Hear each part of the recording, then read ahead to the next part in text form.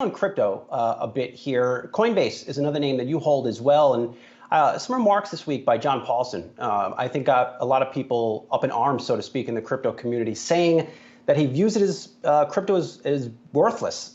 What do investors like that who criticize crypto, what don't they understand? John Paulson he made an incredible call during the mortgage crisis. He has been a gold bug, I would say, for most of his career. And many investors who have spent their careers focused on gold cannot understand the digital concept associated with gold. What we think he's missing is this is much more than just a store of value or digital gold.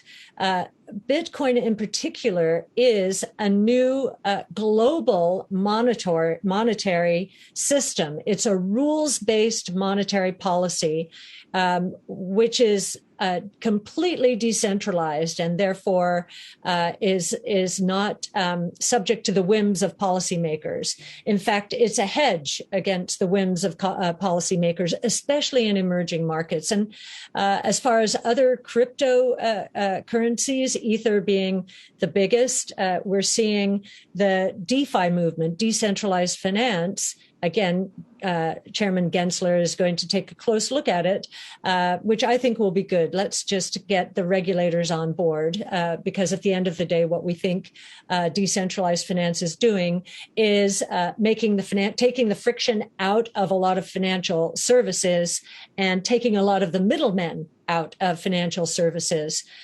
So that is also a good thing. Other than that, there's some.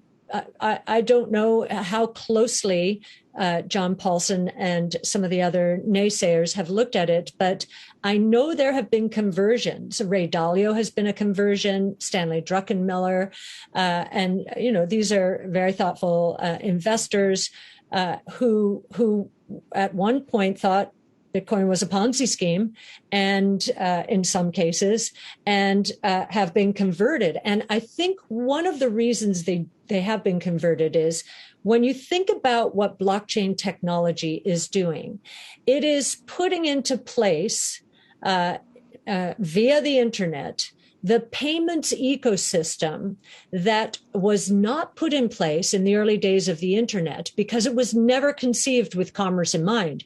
It was for defense departments and intelligence. It was for academics. It was for information exchange, not commerce.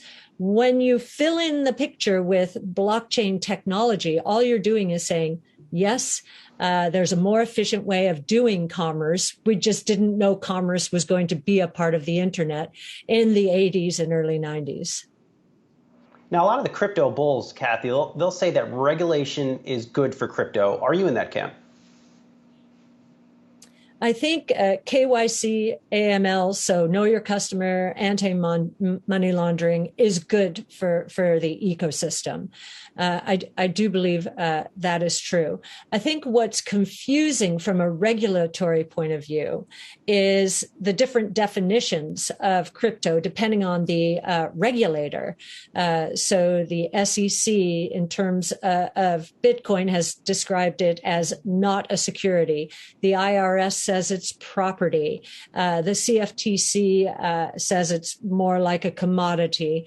And I think if regulators get together and agree on what exactly these cryptocurrencies are, how to define them, that will be a good thing. Just certainty will be a good thing for this ecosystem.